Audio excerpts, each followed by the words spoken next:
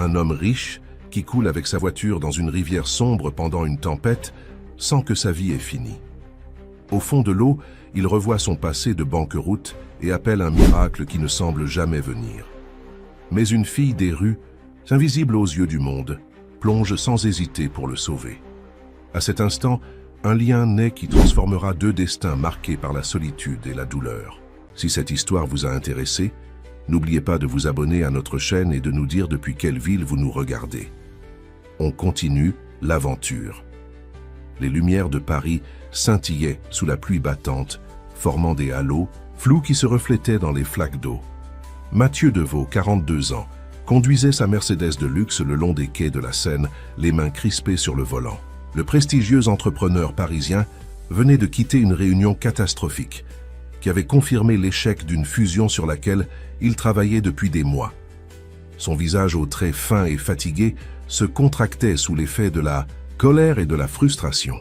« Imbécile », murmura-t-il en accélérant, tandis que les essuie-glaces luttaient vainement contre le déluge qui s'abattait sur Paris en ce soir d'automne. Héritier des parfums Deveau, une maison centenaire fondée par son grand-père, Mathieu avait passé les dernières années à tenter de moderniser l'entreprise familiale tout en préservant son héritage. Sa sœur aînée, Sophie, directrice financière, lui reprochait constamment ses prises de risques.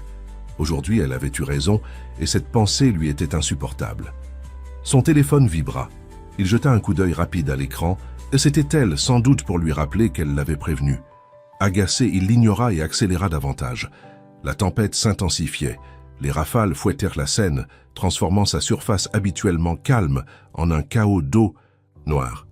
Mathieu s'engagea sur le pont des Arts, cette passerelle piétonne qui avait été récemment rouverte aux véhicules pendant des travaux sur les ponts adjacents.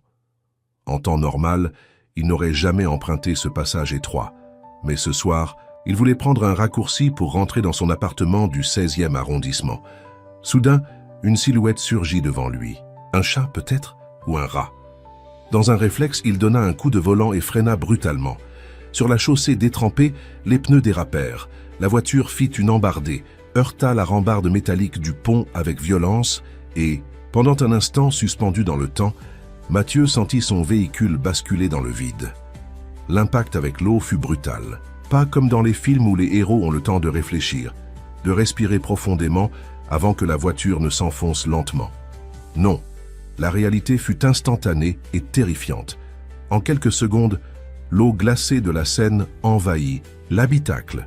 Le poids du moteur entraîna le véhicule vers le fond. « Ce n'est pas possible », pensa Mathieu, tandis qu'une panique sourde l'envahissait. Il déverrouilla sa ceinture, mais les portières résistaient à la pression de l'eau. Les vitres électriques ne répondaient plus, le système ayant court-circuité. Il tenta de les briser en donnant des coups de pied, en vain. L'eau montait rapidement. Bientôt, elle atteignit sa poitrine, puis son menton. Dans ces derniers instants de lucidité, des images défilèrent dans son esprit. Sa fille Emma, 13, qui vivait avec son ex-femme à Lyon et qu'il ne voyait qu'un week-end par mois. Son père François, disparu 3 ans plus tôt, qui avait toujours cru en lui malgré leurs différends. Sa mère Hélène, froide et distante, qui n'avait jamais su exprimer son affection autrement que par des cadeaux coûteux.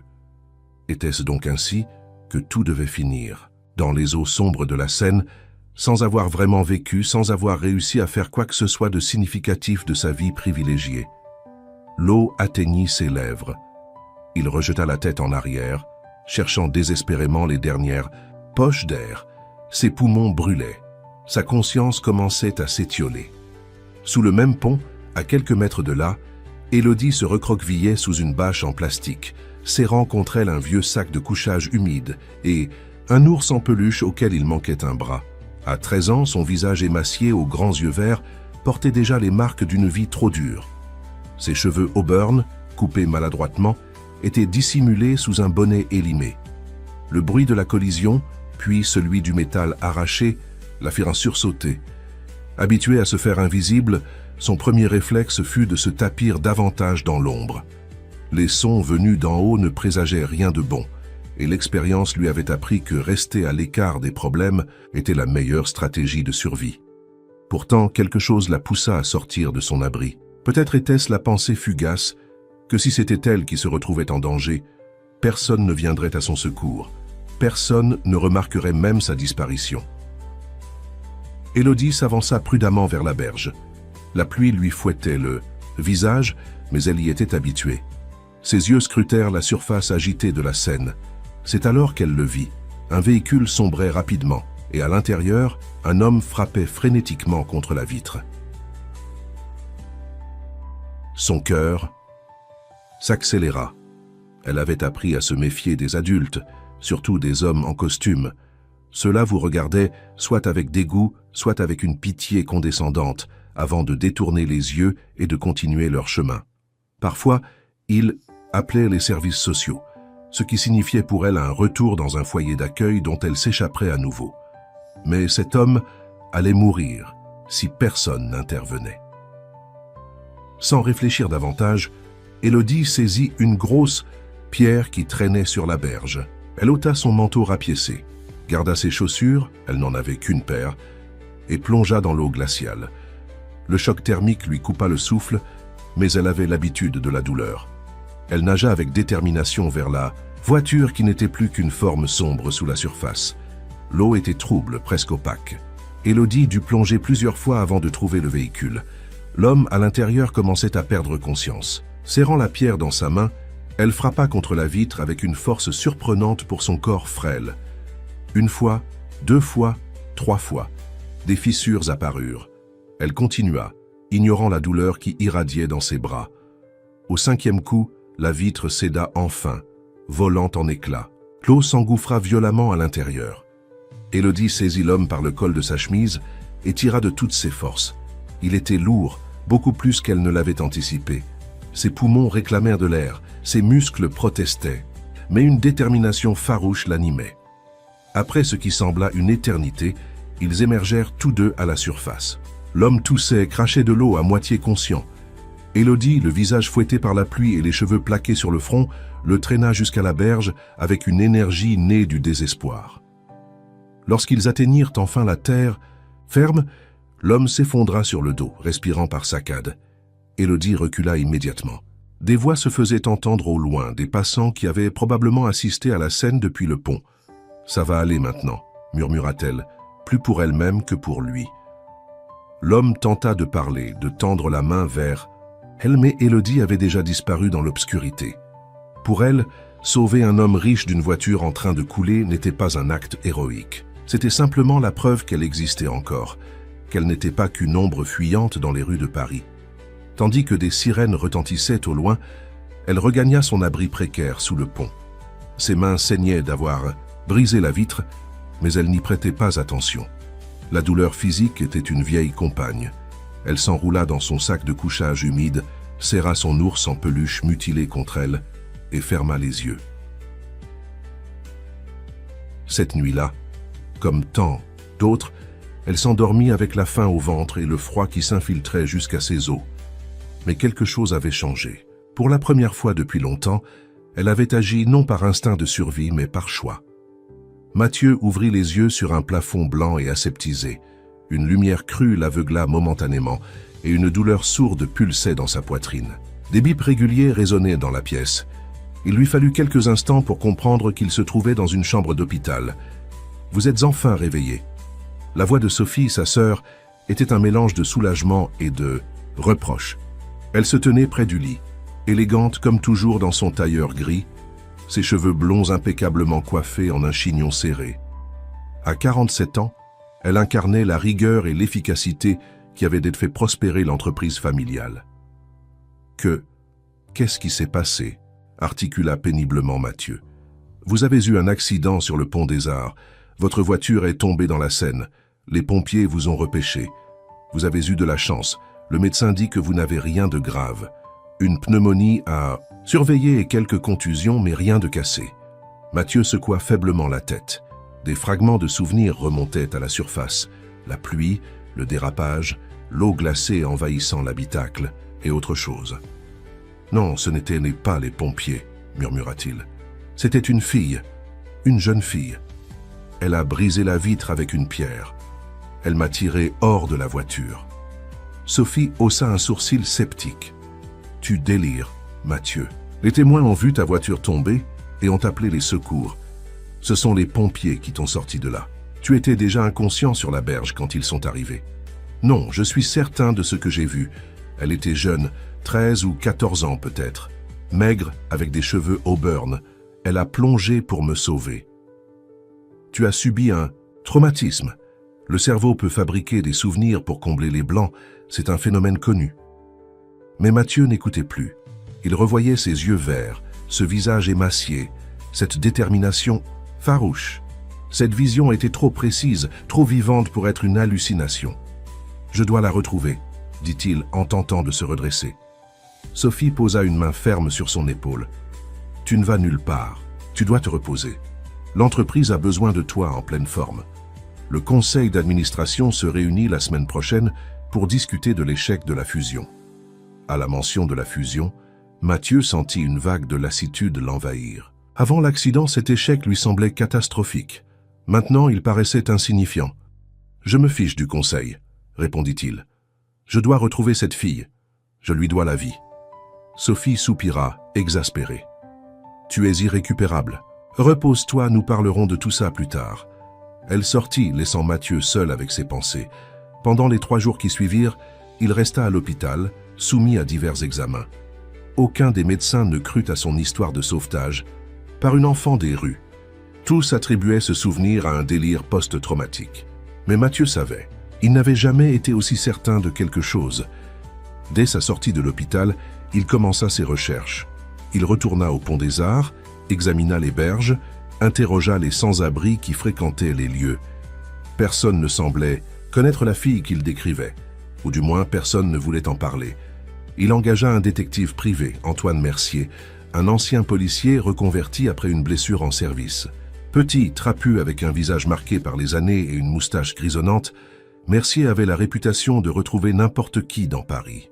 « Je cherche une adolescente, environ 13 ans, cheveux auburn, yeux verts, » expliqua Mathieu, lors de leur rencontre dans un café près de la place de la Bastille. Elle vit probablement dans la rue, peut-être sous le Pont des Arts ou dans les environs. Mercier prit des notes, l'air dubitatif.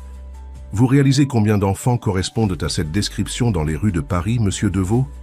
Je sais que ça semble impossible, mais cette fille existe. Elle m'a sauvé la vie.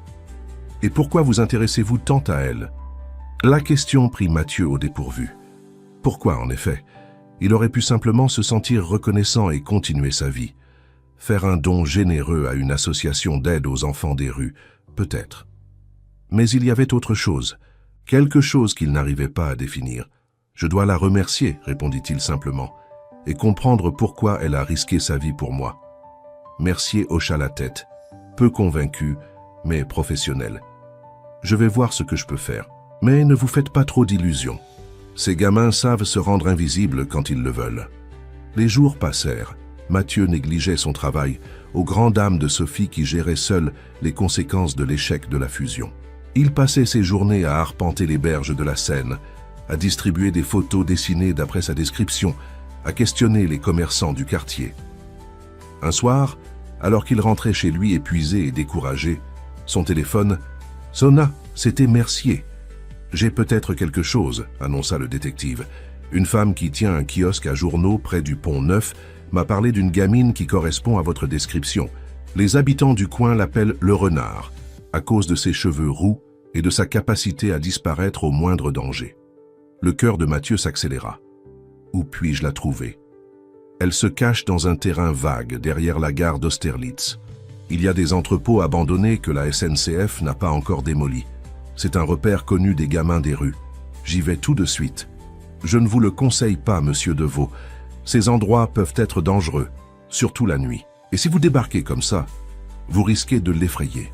Ces enfants ont appris à se méfier des adultes, surtout ceux qui ont l'air riches. Mathieu hésita. Mercier avait raison, mais l'impatience le dévorait. Que suggérez-vous? Laissez-moi organiser une approche plus discrète. J'ai des contacts parmi les travailleurs sociaux qui interviennent dans ce secteur. Ils pourraient nous aider à établir un contact sans l'effrayer. À contre-cœur, Mathieu accepta. Mais son esprit était en ébullition. Il avait identifié ce sentiment qui l'obsédait depuis son réveil à l'hôpital. C'était un mélange de gratitude, certes, mais aussi une étrange familiarité. Quelque chose dans les traits de cette fille dans ses yeux, avait résonné en lui d'une façon qu'il ne s'expliquait pas. En attendant les nouvelles de Mercier, Mathieu se rendit au siège de Parfums de Vaux, un bel immeuble haussmannien près des Champs-Élysées. Il n'avait pas mis les pieds dans son bureau depuis l'accident et sa secrétaire, Madame Blanchet, une femme d'une 60aine d'années qui avait connu son père, l'accueillit avec une surprise non dissimulée. « Monsieur Mathieu, nous ne vous attendions pas si tôt. Comment vous sentez-vous »« Bien, merci, Madame Blanchet. Je dois consulter quelques dossiers dans les archives. »« Des dossiers? Quels dossiers? » ?»« Ceux concernant mon père, ses affaires personnelles, ses relations. » La vieille dame parut gênée. « Je ne sais pas si... » Madame Sophie a fait classer ces documents dans la section confidentielle après le décès de Monsieur François. Elle seule a l'autorisation d'y accéder maintenant. Mathieu fronça les sourcils. C'était la première fois qu'il entendait parler de cette restriction. « Je suis directeur général de cette entreprise, Madame Blanchet. Ces archives m'appartiennent autant qu'à ma sœur. »« Bien sûr, monsieur, mais il y a des procédures. »« Au diable les procédures !» s'emporta Mathieu. « Donnez-moi la clé des archives. » Intimidée, Madame Blanchet obtempéra. Alors qu'elle s'éloignait pour chercher les clés, Mathieu remarqua qu'elle jetait un regard inquiet vers le bureau de Sophie, avant de saisir discrètement son téléphone. Il n'avait pas beaucoup de temps. Sophie serait alertée de sa présence et elle ne tarderait pas à intervenir. Qu'espérait-il trouver exactement? Il n'en était pas sûr lui-même. Mais depuis l'accident, une intuition tenace le taraudait, comme si un voile se levait lentement sur des secrets longtemps enfouis. La salle des archives se trouvait au sous-sol de l'immeuble, un vaste espace aux murs de béton, éclairé par des néons blafards. Des étagères métalliques s'alignaient en rangées parfaites, chargées de boîtes soigneusement étiquetées. L'air était sec, légèrement poussiéreux, chargé de l'odeur caractéristique du papier vieillissant. Mathieu referma la porte derrière lui et se dirigea vers la section marquée « Direction archives personnelles ». Il connaissait bien cet endroit pour y avoir effectué des recherches sur l'histoire de l'entreprise, mais jamais il n'avait pensé à explorer les documents personnels de son père. François de Vaux avait toujours été un homme discret, presque secret, qui séparait rigoureusement sa vie professionnelle de sa vie privée. Les boîtes concernant son père occupaient toute une étagère. Mathieu commença par les plus récentes, celles datant des dernières années avant sa disparition. Rien de particulier. Des rapports financiers, des comptes rendus de réunions, quelques notes manuscrites sur des projets de parfums. François avait toujours été impliqué dans la création, contrairement à Mathieu qui se concentrait sur la stratégie commerciale. Il remonta progressivement dans le temps, 10 ans, 15 ans en arrière. C'est en ouvrant une boîte datée de 2010 qu'il trouva quelque chose d'intéressant, un dossier intitulé « Affaire Marguerite L ». Le nom lui disait vaguement quelque chose. Marguerite Laurent, une ancienne employée peut-être. Le dossier contenait des documents juridiques, un accord de confidentialité, un contrat de versement mensuel, des reçus. Mathieu parcourut rapidement les papiers et son cœur s'accéléra. Marguerite Laurent avait reçu des versements mensuels importants de la part de son père pendant près de 2 ans. Le dernier datait de juin 2012. Jointe à ces documents, il trouva une enveloppe contenant quelques photographies. La première montrait une jeune femme aux longs cheveux auburn, souriante, assise à la terrasse d'un café parisien. La deuxième la montrait avec François, son père, dans ce qui semblait être un jardin privé. Ils se tenaient côte à côte, souriants mais légèrement distants, comme des collègues plutôt que des amis proches. La troisième photo fit s'arrêter le souffle de Mathieu. La même femme, visiblement enceinte, regardait l'objectif avec un mélange de fierté et d'appréhension. « Qu'est-ce que tu fais là ?» La voix de Sophie le fit sursauter. Sa sœur se tenait dans l'encadrement de la porte, le visage durci par la colère. « Je pourrais te poser la même question, » répondit Mathieu en brandissant le dossier. « Qui est Marguerite Laurent ?» Sophie s'avança d'un pas décidé et tenta de lui arracher les documents des mains, mais il recula. « Ce ne sont pas tes affaires. Ces dossiers sont confidentiels. »« Vraiment ? Alors pourquoi porte-t-il le nom de notre père ? Pourquoi contiennent-ils des preuves de versement effectuées par l'entreprise à cette femme ? C'était une employée qui menaçait de porter plainte pour harcèlement. Père a préféré la payer pour éviter un scandale. » Mathieu secoua la tête, incrédule. Ne me mens pas, Sophie. Ces photos racontent une autre histoire. Sophie se figea en voyant les photographies. Une ombre passa sur son visage. Où as-tu trouvé ça? Dans le dossier, avec ceci. Il lui tendit un document qu'il venait de découvrir. Un certificat de naissance au nom d'Élodie Laurent, née le 17 mars 2012. Le nom du père était laissé en blanc. Elle a eu un enfant, murmura Mathieu. Un enfant de notre père. Sophie détourna le regard. Tu le savais, accusa Mathieu. Tu savais que père avait eu une liaison avec cette femme, qu'il avait eu un enfant avec elle. Ce n'était pas une liaison, répliqua sèchement Sophie. C'était une erreur. Une aventure sans lendemain avec une opportuniste qui a profité de sa position pour le piéger. Elle travaillait ici. Elle était assistante au laboratoire de création. Jolie, intelligente, ambitieuse. Père l'a remarquée, l'a invitée. À dîner. Tu connais la suite. Et l'enfant? Sophie haussa les épaules avec une indifférence feinte. Marguerite a refusé l'argent que père lui offrait pour régler le problème. Elle a insisté pour garder le bébé. Il a fini par accepter de subvenir à ses besoins, à condition qu'elle ne révèle jamais l'identité du père et qu'elle quitte l'entreprise. Mathieu fut saisi d'un sentiment de dégoût. L'image qu'il avait de son père, cet homme rigide mais juste, s'effritait. Et ensuite, que s'est-il passé? Les versements se sont arrêtés en 2012. Marguerite est décédée dans un accident de la circulation. L'enfant a été placé chez une tante, je crois. Tu crois? Tu n'as pas cherché à savoir ce qu'il advenait de cet enfant, notre demi-sœur. Sophie le regarda comme s'il avait perdu l'esprit. Cette fille n'est pas notre sœur, Mathieu. Elle est le fruit d'une erreur que père a payée. Notre famille a une réputation, un nom à préserver. Tu imagines le scandale si cela s'était su, les implications pour l'entreprise? Je n'arrive pas à croire ce que j'entends, souffla Mathieu. Tu parles d'un être humain, d'une enfant innocente. Je parle de survie, Mathieu, de réalisme. Le monde des affaires n'est pas un conte de fées. Cette histoire appartient au passé. Mais l'esprit de Mathieu faisait des connexions à toute vitesse. L'âge correspondait. Les cheveux auburn, les yeux verts. Cette fille qui l'avait sauvée de la noyade, pouvait-elle être?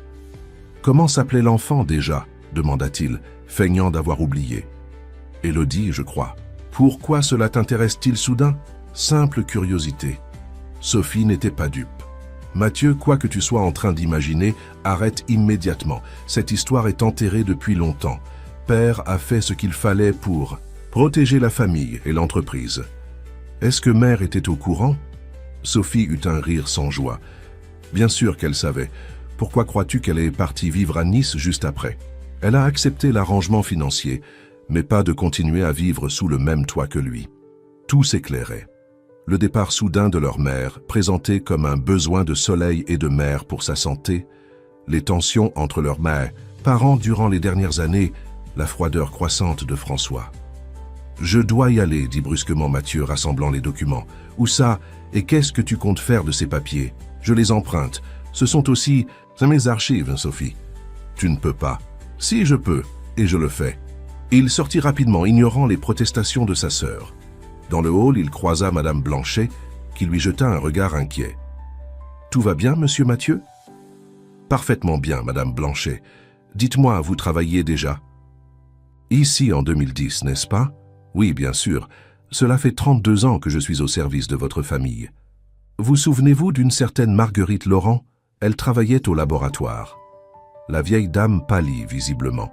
« Monsieur, je ne crois pas que... » « S'il vous plaît, Madame Blanchet, c'est important. » Elle jeta un regard furtif vers le couloir menant aux archives, s'assurant que Sophie n'était pas à portée d'oreille.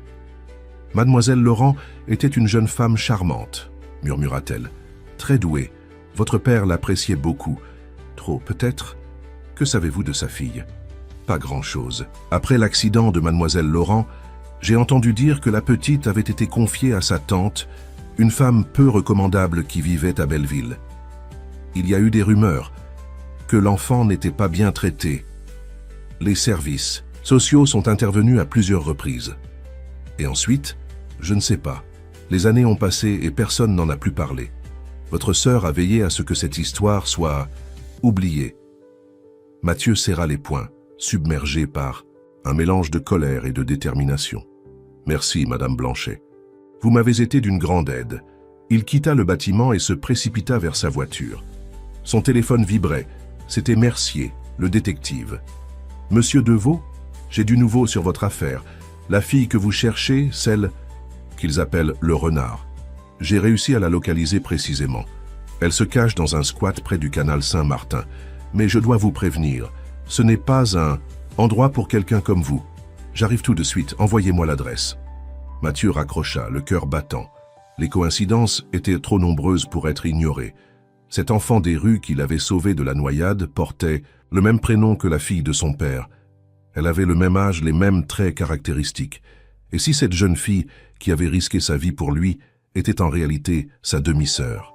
Une enfant abandonnée par sa propre famille, condamnée à survivre dans les rues de Paris, tandis que lui vivait dans le luxe et l'insouciance. Cette pensée lui était insupportable. Quelles que soient les conséquences, il devait la retrouver, comprendre son histoire, et peut-être d'une certaine façon réparer les torts causés par sa famille. Le canal Saint-Martin serpentait entre les immeubles du 10e arrondissement, ses eaux verdâtres reflétant les façades défraîchies des bâtiments environnants. Autrefois zone industrielle, le quartier s'était progressivement gentrifié, mais conservait encore des poches de pauvreté, des recoins oubliés par la modernisation urbaine. C'est dans l'un de ces angles morts de la capitale que Mercier conduisit, Mathieu par une ruelle étroite aux murs couverts de graffitis. Ils s'arrêtèrent devant un immeuble délabré, dont les fenêtres étaient pour la plupart condamnées par des planches.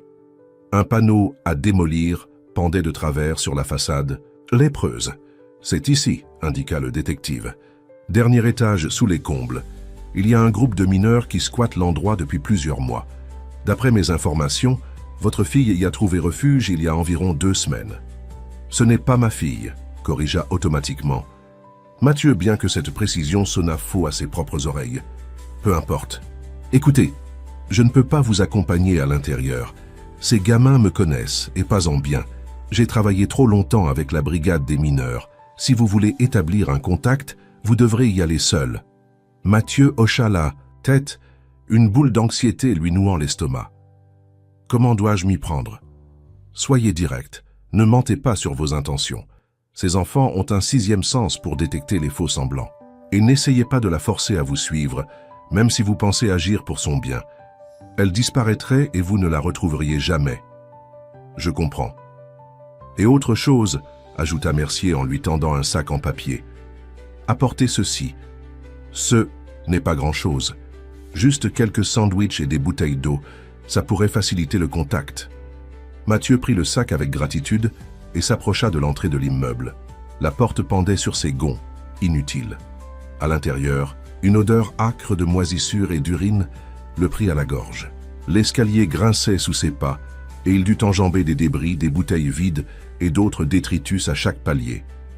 Au 4e étage, il s'arrêta, essoufflé, devant une porte entr'ouverte.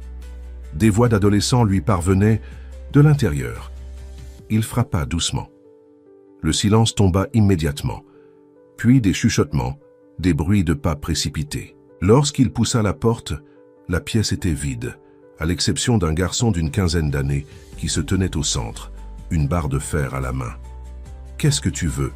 lança le garçon avec agressivité. « T'es flic? Assistant social ?»« Ni l'un ni l'autre, » répondit calmement Mathieu. « Je cherche quelqu'un, une fille qu'on appelle le renard.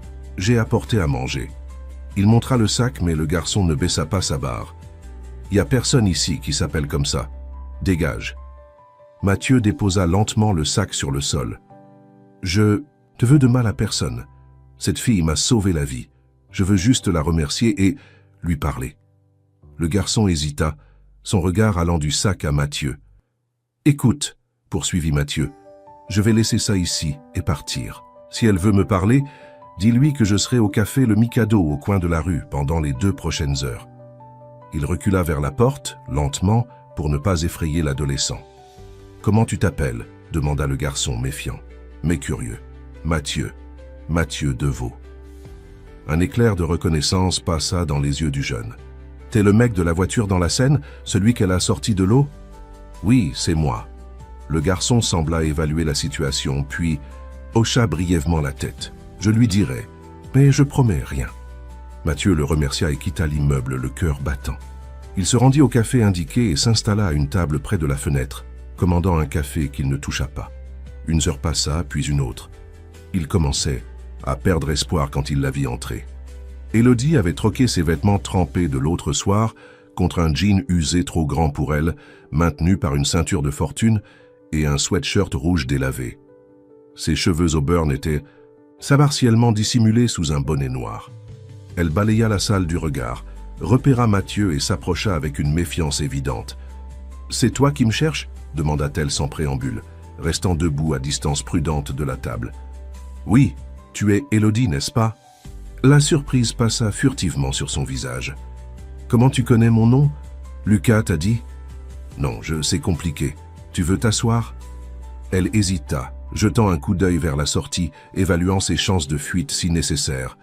« Tu m'as sauvé la vie, » dit doucement Mathieu. « Tu as plongé dans la Seine pour me sortir de ma voiture, je voulais te remercier. » Élodie haussa les épaules, mal à l'aise face à la gratitude. N'importe qui aurait fait pareil. « Non, justement, personne d'autre ne l'a fait. Pourquoi toi ?»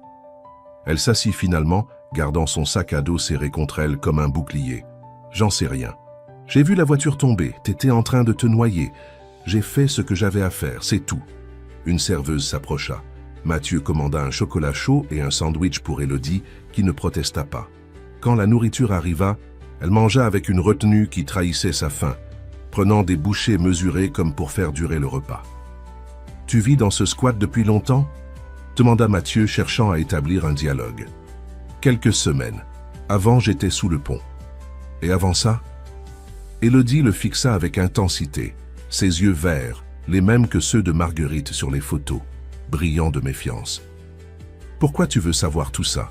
T'es quoi, un journaliste qui cherche une histoire larmoyante sur les pauvres enfants des rues ? Non, je te l'ai dit, je voulais te remercier, et... Et quoi ? » Mathieu hésita. Comment lui expliquer ses soupçons sans la faire fuir ? « J'ai des raisons de croire que nous pourrions être liés d'une certaine façon. » Élodie eut un rire sans joie. « Tu délires, mec. Je sais très bien qui je suis et d'où je viens. Et ça n'a rien à voir avec un type en costard qui conduit une bagnole à 100 000 €.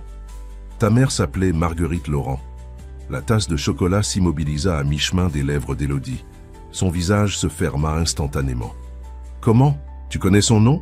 J'ai fait des recherches. Elle travaillait pour mon père, François Deveau.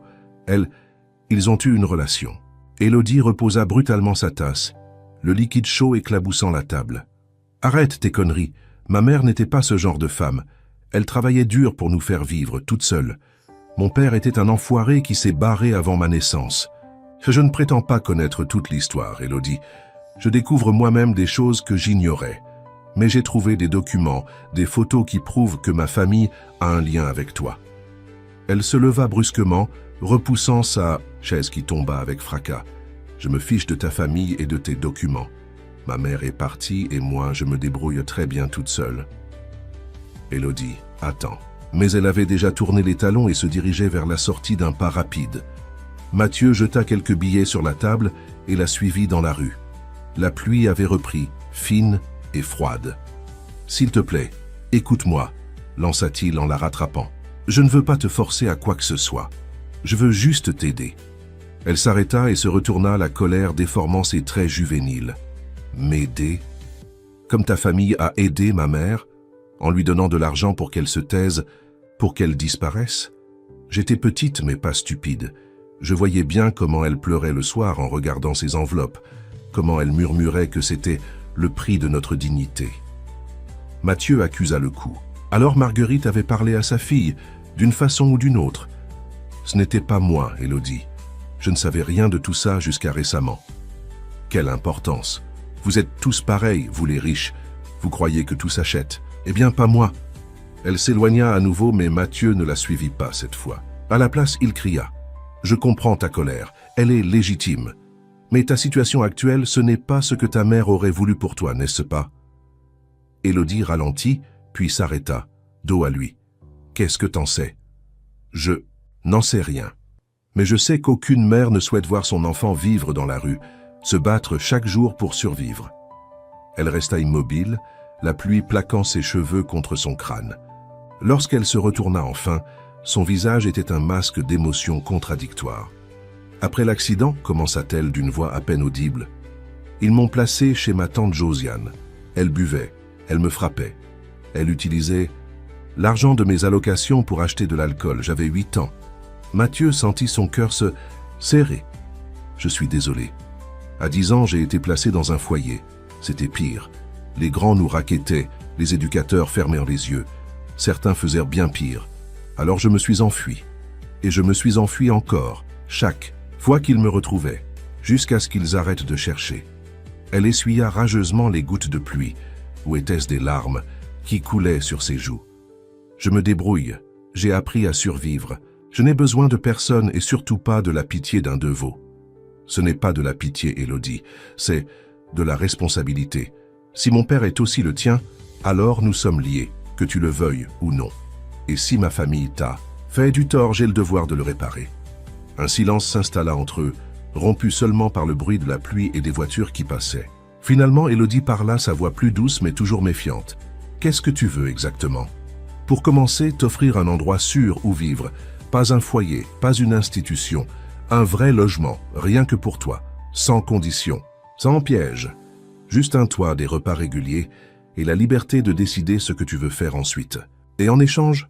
Rien, tu ne me dois rien, Élodie, c'est moi qui te dois quelque chose. » Elle le dévisagea longuement, comme si elle cherchait à lire la vérité dans ses yeux.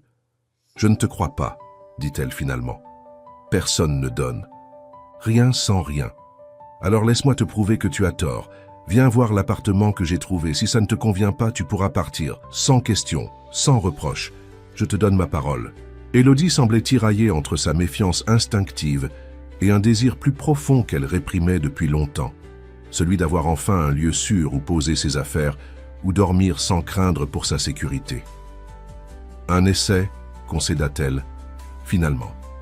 Je viendrai voir, mais je ne promets rien. » Mathieu hocha la tête, soulagé et étrangement ému. « C'est tout ce que je demande. » L'appartement se trouvait dans le 11e arrondissement, rue Oberkampf, au 3e étage d'un immeuble ancien mais bien entretenu. Rien d'ostentatoire, rien qui puisse intimider ou donner l'impression d'une charité condescendante. Mathieu l'avait choisi avec soin, privilégiant la simplicité et le confort plutôt que le luxe. Lorsqu'il ouvrit la porte, Élodie resta sur le seuil hésitante, scrutant l'intérieur avec une méfiance qui semblait inscrite dans chaque fibre de son être. Le petit 2 pièces était modestement meublé. Un canapé-lit dans le séjour, une table avec 2 chaises, quelques étagères encore vides, et dans la chambre, un lit simple avec une commode. « C'est petit », commenta Mathieu, presque en s'excusant. « Mais c'est propre et tranquille. Le quartier est vivant. Il y a des commerces partout. Une bibliothèque municipale au coin de la rue. » Élodie fit quelques pas à l'intérieur, touchant du bout des doigts le dossier d'une chaise, comme pour s'assurer de sa réalité. « Tu vis ici ?» demanda-t-elle. « Non, c'est pour toi, moi j'habite dans le 16e. » Elle se tourna vers lui, les sourcils froncés. « Je ne comprends pas, tu as loué cet appartement juste pour moi ? Pourquoi faire ça pour une inconnue ?» Mathieu soupira, cherchant ses mots. « D'abord, tu n'es pas une inconnue. Tu m'as sauvé la vie, je te le rappelle.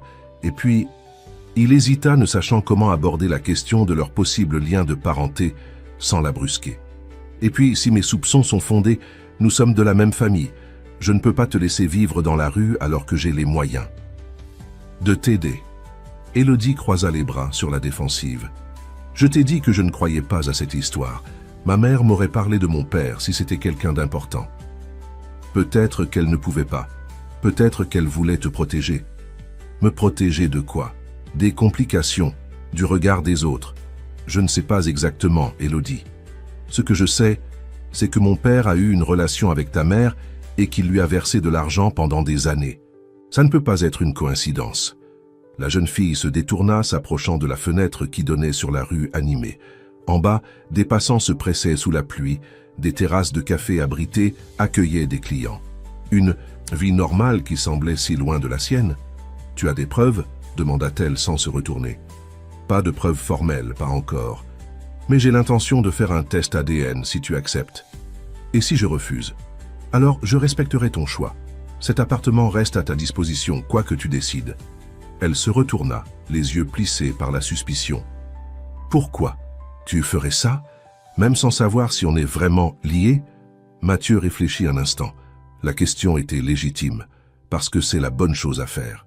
Parce que, lien de sang ou pas, tu mérites mieux que de vivre dans la rue.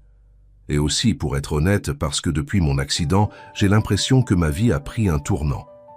Comme si j'avais reçu une seconde chance de faire quelque chose qui compte vraiment. Un silence s'installa pendant lequel Élodie sembla peser le pour et le contre, évaluant la sincérité de ses paroles. « Je peux voir la chambre ?» demanda-t-elle finalement.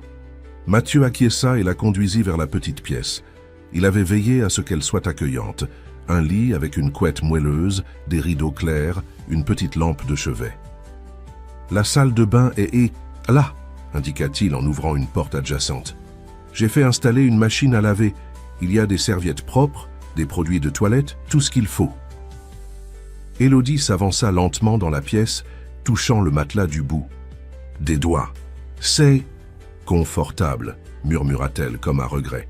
« J'ai acheté quelques vêtements aussi. » poursuivit Mathieu, montrant la commode. Rien d'extravagant, juste des basiques. J'espère que les tailles conviendront.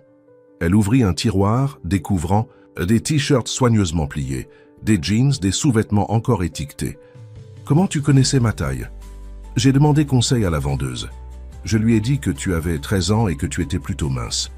Élodie referma le tiroir, visiblement perturbée par tant d'attention. Je ne comprends toujours pas pourquoi tu fais tout ça. Mathieu s'assit sur le bord du lit, gardant une distance respectueuse. Quand j'étais sous l'eau dans cette voiture, commença-t-il doucement, j'ai cru que j'allais mourir. Et dans ces derniers instants, j'ai réalisé que je n'avais rien fait de vraiment important dans ma vie. J'ai accumulé de l'argent, j'ai dirigé l'entreprise familiale, mais je n'ai jamais vraiment aidé personne. Je n'ai jamais pris de risque pour quelqu'un d'autre. Il leva les yeux vers elle. Toi, tu l'as fait, sans me connaître, sans rien attendre en retour, tu as risqué ta vie pour sauver la mienne.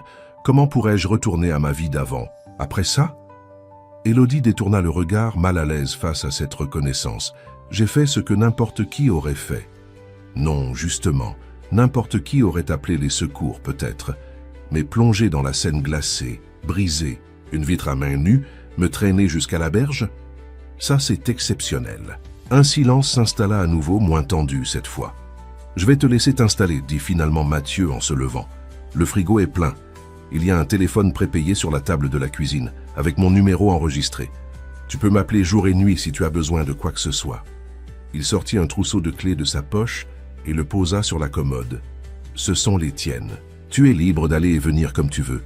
Je passerai demain en fin d'après-midi, si ça te convient, pour voir si tout va bien. Mais si tu préfères que je ne vienne pas, appelle-moi et je respecterai ton choix. » Élodie le regardait, incrédule. « Tu me laisses seul ici? Avec tout ça ?» Elle fit un geste englobant l'appartement. « Tu n'as pas peur que je prenne tout et que je disparaisse ?» Mathieu sourit légèrement. « Qu'y a-t-il ici qui vaille la peine d'être volé? Des meubles Ikea et quelques vêtements. De H&M?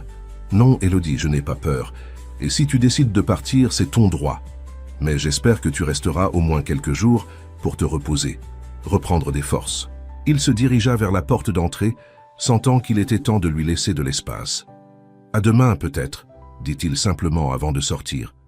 Une fois seule, Élodie resta immobile pendant de longues minutes, scrutant chaque recoin de l'appartement, comme si elle s'attendait à ce qu'un piège se révèle soudainement. Puis, lentement, elle s'approcha de la salle de bain.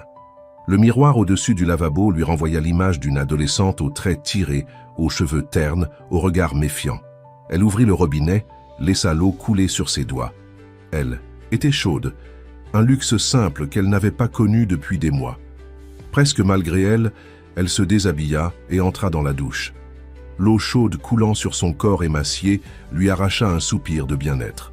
Elle resta longtemps ainsi, laissant la chaleur détendre ses muscles, emporter la crasse, la fatigue, la peur. Enveloppée dans une serviette moelleuse, elle se sentit soudain vulnérable, désorientée. Ce confort inattendu la déstabilisait, plus que n'importe quelle épreuve de la rue. Là-bas, au moins, elle savait à quoi s'attendre, elle connaissait les règles. Ici, tout était nouveau, incertain. Elle s'habilla avec les vêtements neufs trouvés dans la commode. Le jean était un peu grand à la taille, mais le t-shirt lui allait parfaitement. Le tissu propre et doux contre sa peau lui procura une sensation étrange, presque oubliée. Dans la cuisine, elle ouvrit le réfrigérateur rempli de nourriture. Son estomac gronda violemment. Elle prit du fromage, du jambon, du pain et prépara un sandwich qu'elle dévora en quelques bouchées. Puis un autre, et encore un autre. La sensation de satiété qui suivit était si inhabituelle qu'elle en eut presque les larmes aux yeux. La nuit tombait doucement sur Paris. Élodie s'approcha de la fenêtre, observant les lumières de la ville s'allumer une à une. Combien de fois avait-elle regardé ces mêmes lumières depuis son abri précaire, se demandant ce que cela ferait de vivre comme tout le monde, dans un vrai logement, avec un lit chaud et un frigo plein. Maintenant, elle le savait. Et c'était terrifiant. Car malgré le confort, malgré la gentillesse apparente de Mathieu, une angoisse sourde lui nouait l'estomac. Rien n'était gratuit dans ce monde. Elle l'avait appris à ses dépens. Tôt ou tard, il attendrait quelque chose d'elle.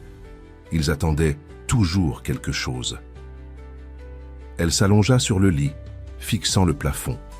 La douceur du matelas, le silence, de l'appartement, l'absence de danger immédiat. Tout cela aurait dû la bercer vers un sommeil paisible. Au lieu de cela, elle se sentait plus alerte que jamais, tous ses sens en éveil, son corps refusant de se détendre complètement. Et pam, si c'était un piège, et si demain il revenait avec les services sociaux, ou pire s'il avait d'autres intentions, cette histoire de lien familial était-elle seulement vraie? Elle n'avait que de vagues souvenirs de sa mère parlant de son père. Marguerite avait toujours été évasive sur le sujet, disant simplement qu'il était parti avant sa naissance, qu'il avait ses raisons, qu'il valait mieux ne pas remuer le passé. Mais elle se souvenait aussi des enveloppes brunes que sa mère recevait chaque mois et qu'elle ouvrait avec un mélange de soulagement et de dégoût. « C'est pour toi que je fais ça », murmurait-elle parfois, quand elle pensait qu'Élodie ne l'entendait pas. « Pour que tu aies un avenir meilleur. » Était-ce cet argent dont parlait Mathieu? Cet argent que son supposé grand-père versait pour acheter leur silence, leur disparition de sa vie publique? L'idée lui donnait la nausée. Si c'était vrai, si elle était vraiment la fille illégitime de François Deveau, alors cet appartement, ces vêtements, cette nourriture, tout cela n'était qu'une continuation de la même stratégie, un moyen plus élaboré de l'acheter, de la faire taire. Élodie se redressa brusquement.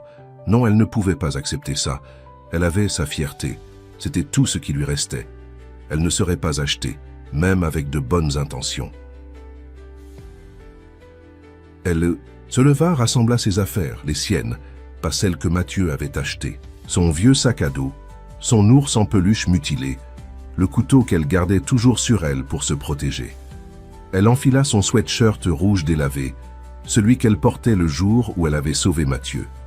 Puis, elle s'arrêta. Quelque chose la retenait. Une petite voix qui lui disait que peut-être, juste peut-être, les intentions de Mathieu étaient sincères, qu'il cherchait réellement à réparer une injustice, à établir un lien véritable.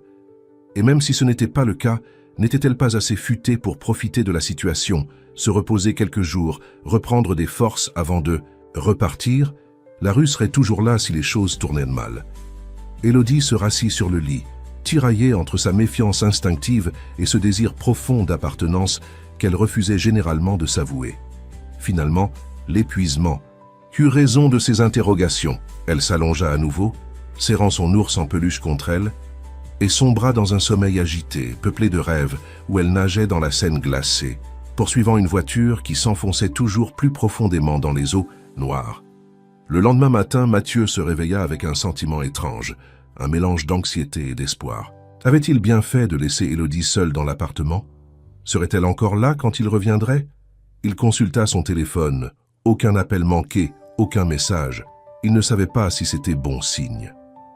Il prit une douche rapide, s'habilla plus simplement qu'à son habitude. Jonc, pull en cachemire, veste décontractée, et s'apprêtait à sortir quand son interphone sonna. Sur l'écran, il reconnut sa sœur, Sophie, l'air plus sévère que jamais. « Qu'est-ce que tu fais là ?»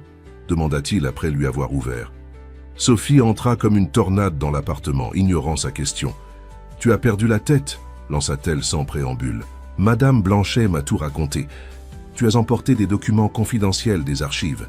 Tu poses des questions sur Marguerite Laurent. » Et maintenant, j'apprends que tu as loué un appartement dans le 11e pour une vagabonde que tu prétends être notre demi-sœur. As-tu la moindre idée des risques que tu prends?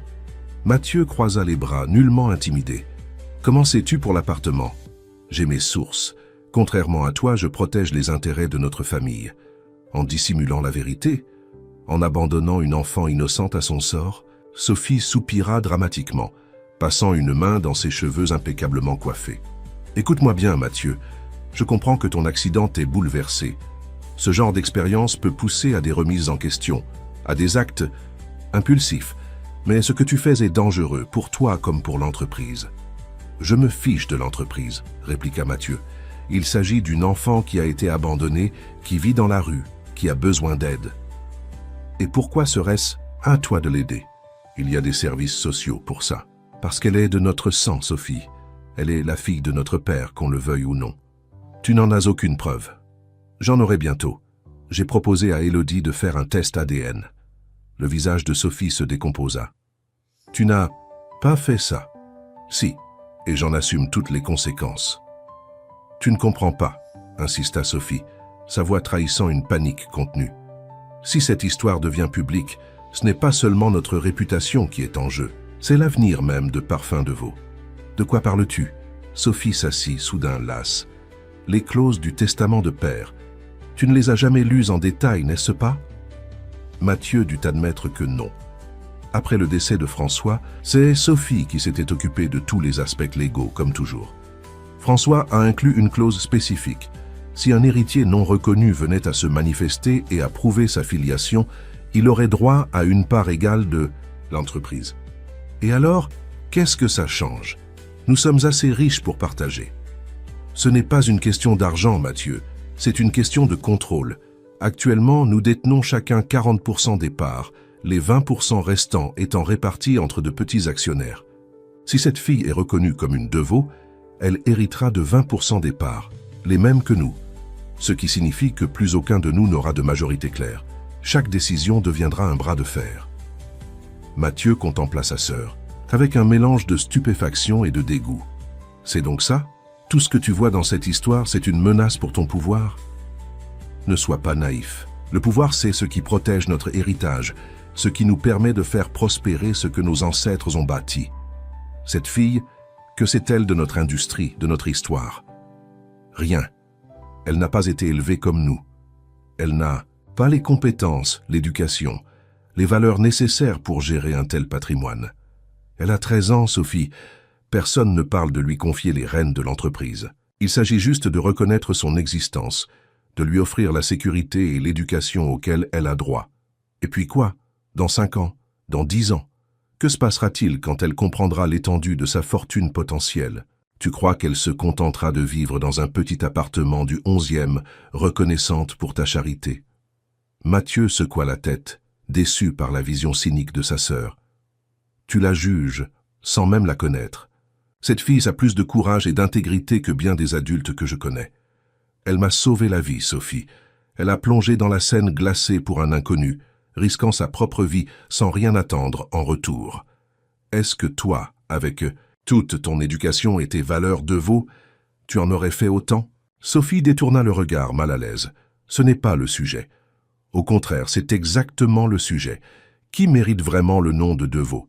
Celle qui se bat pour sa survie tout en gardant son humanité, ou ceux qui se barricadent derrière leur fortune en oubliant leurs responsabilités? Un silence tendu s'installa entre eux. Finalement, Sophie se leva, lissant sa jupe d'un geste machinal. « Je vois que tu as pris ta décision. Mais sache une chose, Mathieu. Je ferai tout ce qui est en mon pouvoir pour protéger l'entreprise. Tout. » La menace à peine voilée flotta dans l'air tandis qu'elle se dirigeait vers la porte. « Qu'est-ce que ça veut dire exactement ?» demanda Mathieu. « Ça veut dire que si tu persistes dans cette voie, tu me trouveras sur ton chemin. Et je ne suis pas aussi sentimental que toi. » Elle sortit, laissant Mathieu troublé. Il connaissait sa sœur, sa détermination, sa capacité à manipuler les situations à son avantage. Quelle action désespérée pourrait-elle entreprendre pour empêcher la reconnaissance d'Élodie? Son téléphone vibra. Un message du détective Mercier. Urgent. Contactez-moi dès que possible. Mathieu l'appela immédiatement. Monsieur Deveau, J'ai des informations qui pourraient vous intéresser. Il semble que quelqu'un d'autre s'intéresse à votre protégé. Comment ça? Une femme a posé des questions au squat hier soir, après votre départ. Elle cherchait la fille, celle qu'on appelle le renard. D'après la description, élégante, blonde, la cinquantaine, ma sœur, murmura Mathieu. Qu'a-t-elle dit exactement? Elle a prétendu être une assistante sociale, mais les gamins du squat ne sont pas dupes. Elle a proposé de l'argent contre des informations sur la fille. Un des jeunes, pas le plus malin, lui a parlé de l'appartement. Le sang de Mathieu se glaça. Sophie savait donc où trouver Élodie avant même de venir le voir. Que préparait-elle? Merci, Mercier, je dois y aller. Il raccrocha et se précipita vers sa voiture. Le trajet jusqu'à l'appartement de la rue Oberkampf lui parut interminable. Les mots de Sophie résonnaient dans sa tête. Je ferai tout ce qui est en mon pouvoir. Était-elle capable de nuire directement à Élodie pour protéger ses intérêts? Arrivé devant l'immeuble, il monta les escaliers 4 à 4. La porte de l'appartement était fermée à clé, bon signe. Il frappa puis appela. « Élodie, c'est Mathieu, tu es là ?» Pas de réponse. Il utilisa son double des clés pour entrer. L'appartement était vide, mais des signes montraient qu'Élodie y avait passé la nuit, la serviette humide dans la salle de bain, les restes d'un petit déjeuner sur la table de la cuisine. « Élodie » appela-t-il encore, vérifiant chaque pièce, le cœur battant. C'est alors qu'il la vit par la fenêtre de la cuisine. Élodie, sur le trottoir d'en face, observait l'immeuble avec hésitation. Elle portait les vêtements neufs qu'il lui avait achetés, mais avait son vieux sac à dos sur l'épaule. Avait-elle décidé de partir, ou venait-elle de sortir faire un tour? Mathieu descendit rapidement pour la rejoindre. En le voyant approcher, elle ne s'enfuit pas, ce qu'il prit comme un bon signe. « Tu es sorti prendre l'air » demanda-t-il avec un sourire qu'il espérait rassurant. Élodie haussa les épaules, ce geste si caractéristique de l'adolescence. « J'étais... juste, je voulais voir à quoi ressemblait le quartier. » Et alors, verdict? C'est pas mal. Il y a une boulangerie qui fait des pains au chocolat pas trop chers. Cette remarque, si simple, si normale, venant d'une adolescente qui avait vécu dans la rue, toucha Mathieu plus qu'il ne l'aurait imaginé. « Tu as bien dormi ?»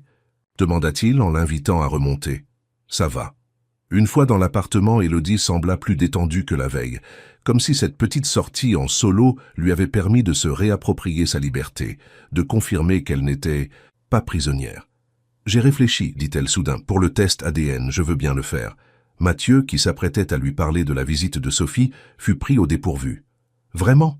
Qu'est-ce qui t'a fait changer d'avis ?»« Je veux savoir. Pour ma mère. Elle m'a toujours dit que mon père était parti avant ma naissance, qu'il avait ses raisons. Je veux comprendre ses raisons. C'est une décision importante, acquiesça Mathieu, et je te promets que, quel que soit le résultat, rien ne changera concernant cet appartement. Il est à toi aussi longtemps que tu en auras besoin. » Élodie le regarda droit dans les yeux, comme pour jauger sa sincérité. « Et si le test prouve que je suis vraiment ta demi-sœur, qu'est-ce qui se passera ?» Mathieu prit le temps de réfléchir. La question méritait une réponse honnête. « Légalement, tu aurais droit à une part de l'héritage de notre père. Cela inclut des actions dans l'entreprise familiale.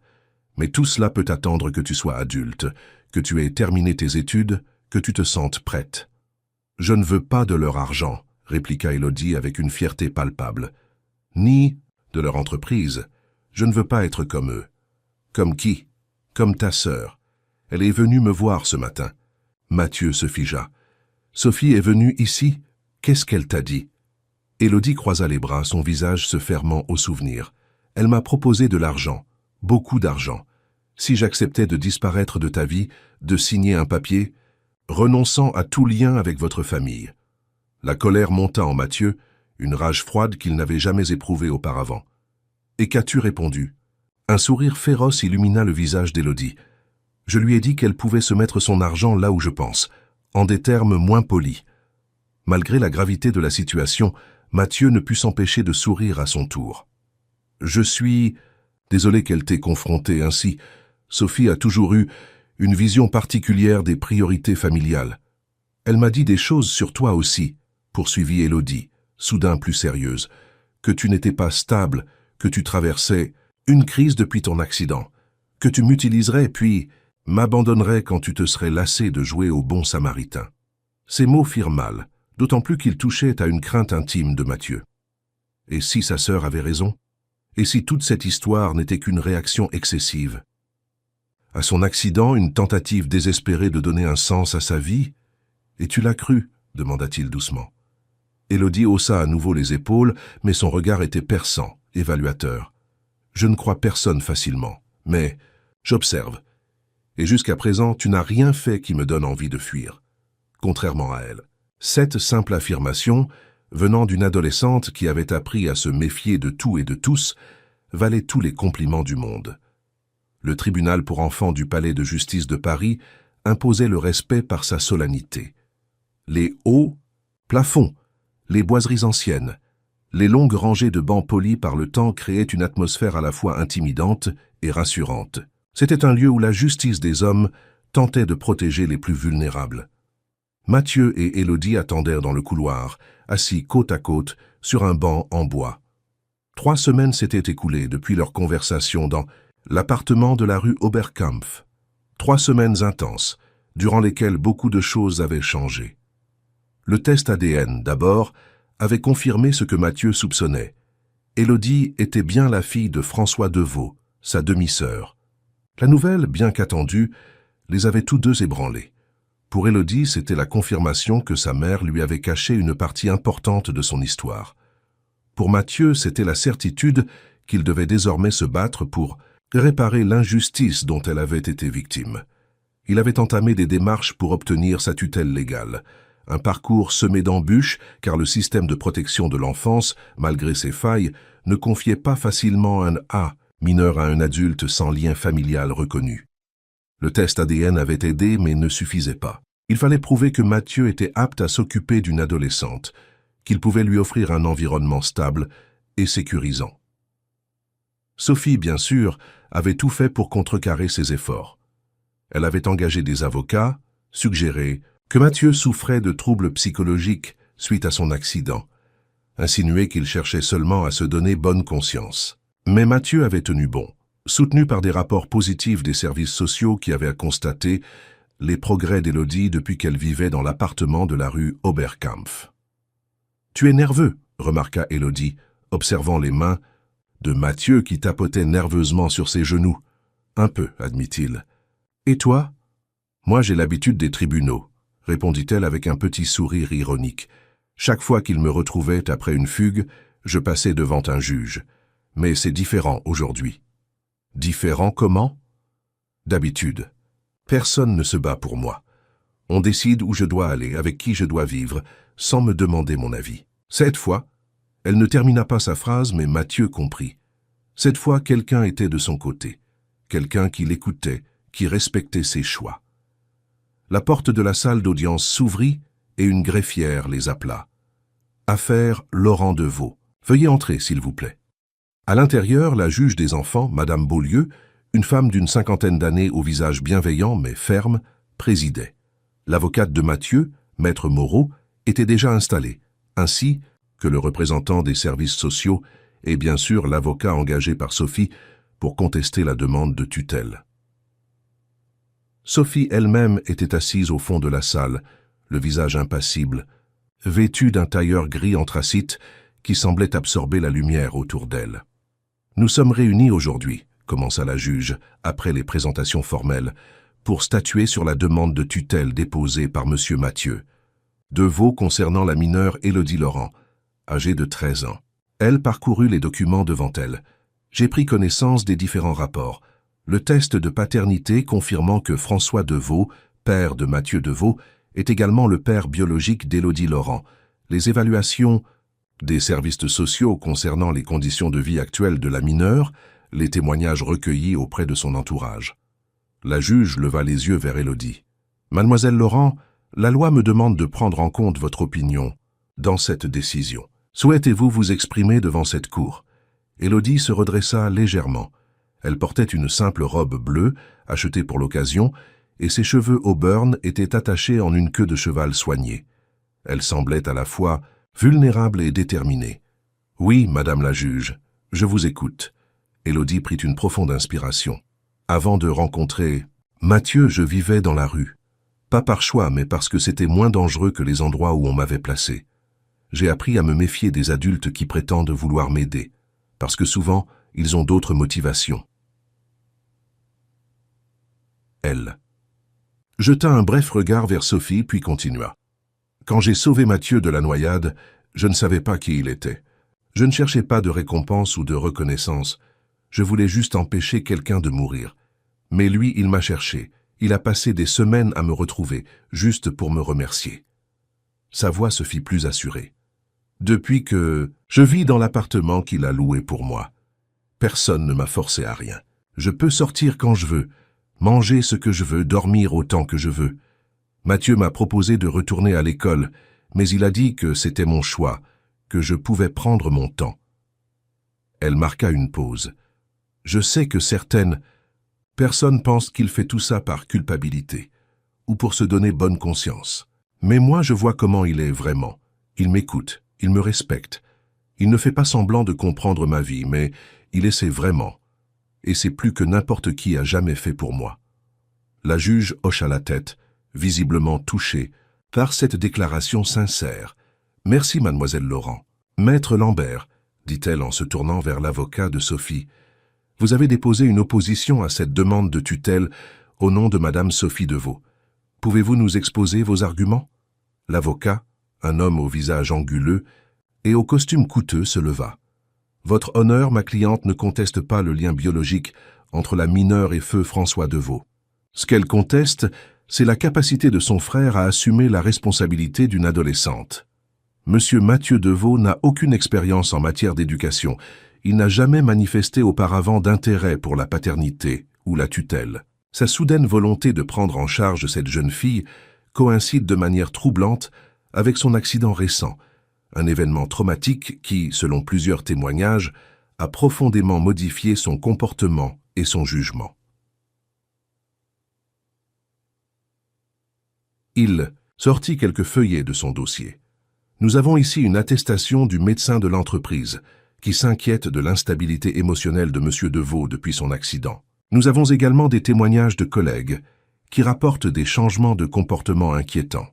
Abandon de ses responsabilités professionnelles, prise de décision erratique, fixation obsessionnelle sur cette affaire de Mississippi. Sauvetage. Mathieu serra les poings sous la table. Ces témoignages avaient sans doute été obtenus sous pression ou fabriqués de toutes pièces. Sophie ne reculait devant rien.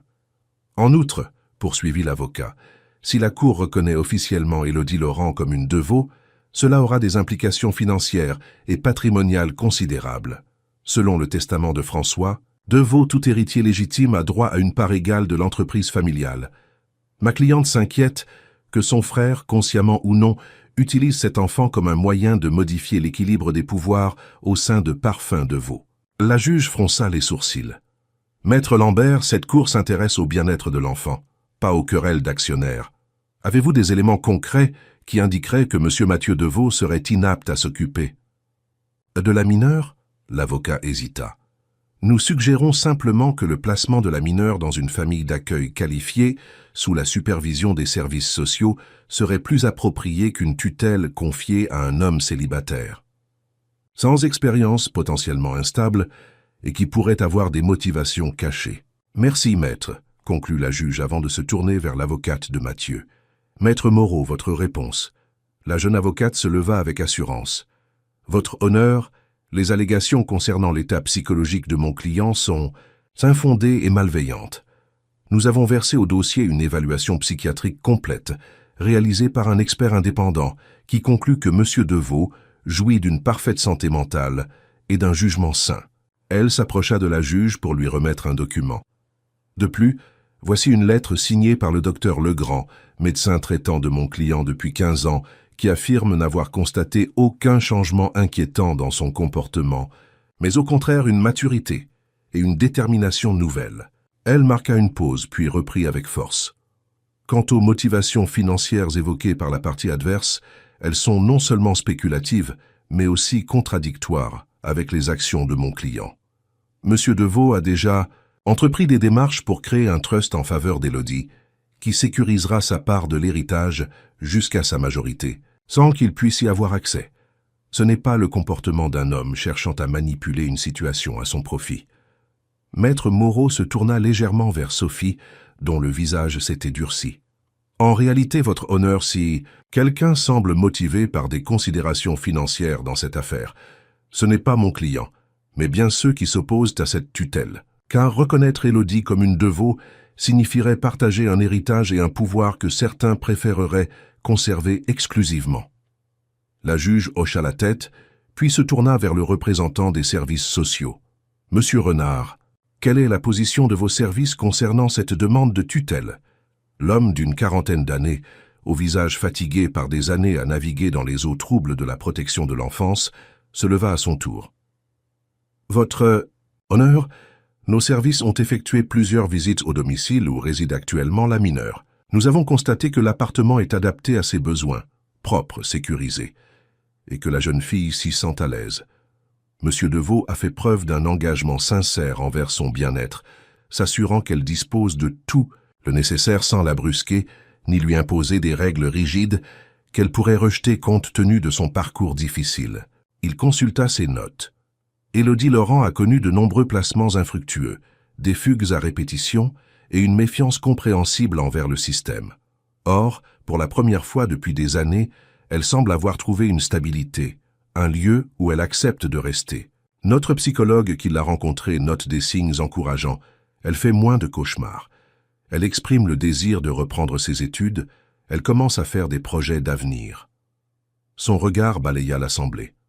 Dans ces conditions, et bien que la situation soit inhabituelle, nos services sont favorables à cette demande de tutelle, avec un suivi régulier pendant la première année. Un murmure parcourut l'assistance. Le soutien des services sociaux, généralement réticents à confier un enfant à un adulte sans expérience parentale, était un signal fort. La juge prit quelques instants pour réfléchir, feuilletant les documents devant elle. Puis elle releva la tête. Cette affaire présente des circonstances particulières qui méritent une attention spéciale. D'un côté, nous avons une mineure au parcours chaotique qui a connu de nombreuses ruptures et traumatismes. De l'autre, un homme qui, bien qu'inexpérimenté en matière d'éducation, a démontré un engagement sincère envers son bien-être. Elle regarda directement Élodie. « J'ai entendu votre témoignage, mademoiselle Laurent. Votre maturité et votre lucidité sont remarquables pour une jeune fille de votre âge. Sans doute le résultat d'une vie qui vous a forcé à grandir trop vite. Mais j'entends aussi votre besoin de stabilité, de respect et de liberté de choix. » Puis elle se tourna vers Mathieu. « Monsieur Deveau, la tutelle d'un enfant n'est pas une responsabilité à prendre à la légère. Ce n'est pas un geste charitable ou une impulsion généreuse. C'est un engagement sur le long terme qui implique des défis quotidiens, des moments difficiles, des décisions complexes. »« Je le comprends parfaitement, votre honneur, » répondit Mathieu avec conviction. « Et je suis prêt à assumer pleinement cette responsabilité. » La juge acquiesça lentement. « Dans ce cas, et au vu de tous les éléments présentés, je décide d'accorder la tutelle d'Élodie Laurent à monsieur Mathieu Deveau, avec un suivi éducatif pendant 12 mois. Cette tutelle sera réévaluée au terme de cette période. » Elle marqua une pause, puis ajouta « Par ailleurs, je reconnais officiellement la filiation entre Élodie Laurent et François Deveau, ainsi que tous les droits patrimoniaux qui en découlent. Elle portera désormais le nom d'Élodie Laurent Deveau, si elle le souhaite. » Le coup de marteau qui suivit résonna dans la salle comme le point final d'un chapitre et le début d'un autre. Élodie resta immobile, comme si elle n'osait pas croire à ce qu'elle venait d'entendre. Mathieu, lui, sentit une vague d'émotions le submerger. Soulagement, joie, mais aussi une responsabilité nouvelle qui pesait désormais sur ses épaules. Sophie se leva brusquement et quitta la salle sans un regard en arrière, son avocat sur ses talons. La bataille pour l'entreprise n'était sans doute pas terminée, mais pour l'instant c'était la dernière des préoccupations de Mathieu. « Félicitations !» murmura maître Moreau en leur serrant la main. « C'est une belle victoire. » Dehors, sur les marches du palais de justice, Mathieu et Élodie s'arrêtèrent un instant, clignant des yeux dans la lumière du soleil printanier. Paris s'étendait devant eux, avec ses toits d'ardoise, ses avenues, majestueuses, ses jardins verdoyants. Alors, dit Mathieu après un moment de silence, « Qu'est-ce que tu veux faire maintenant ?» Élodie réfléchit, son visage s'ouvrant progressivement à des possibilités qu'elle n'avait jamais osé envisager auparavant. Je crois que je voudrais retourner à l'école. Pas tout. De suite une école normale, je ne suis pas prête. Mais peut-être des cours à domicile pour rattraper mon retard. C'est une excellente idée, approuva Mathieu. On trouvera un bon professeur qui saura s'adapter à ton rythme. Et aussi, elle hésita puis se lança. J'aimerais apprendre à nager correctement. Enfin, je sais nager, mais pas techniquement. Quand je t'ai sorti de l'eau, c'était plus de la survie que de la natation. Mathieu sourit, touché par cette demande qui renvoyait au moment où leur destin s'était croisé. Ça me semble parfait. On cherchera un club avec un bon coach. Ils commencèrent à descendre les marches, côte à côte, ni trop proches, ni trop distants dans cet espace respectueux qui caractérisait leur relation naissante. « Et toi ?» demanda soudain Élodie. « Qu'est-ce que tu vas faire maintenant ?»« Pour l'entreprise, je veux dire. Ta sœur ne va pas te laisser tranquille. » Mathieu haussa les épaules, un geste qu'il avait inconsciemment emprunté à Élodie. « L'entreprise n'est plus ma priorité. Je déléguerai davantage, je prendrai du recul. Il y a des choses plus importantes dans la vie que de vendre du parfum à des gens qui en ont déjà trop. » Élodie eut un petit rire, le premier que Mathieu l'entendait produire. Un son léger, un peu rouillé comme un instrument longtemps inutilisé. « Je ne sais pas si je serai une bonne demi-sœur, » dit-elle plus sérieusement. « Je n'ai jamais eu de famille, pas vraiment. Je risque de faire des erreurs, d'être compliqué. Et moi, je n'ai jamais été un grand frère, » répondit Mathieu. « On apprendra ensemble. » Ils arrivèrent au pied des marches, là où la vie parisienne bouillonnait, indifférente aux petits miracles qui venaient de se produire dans la salle d'audience.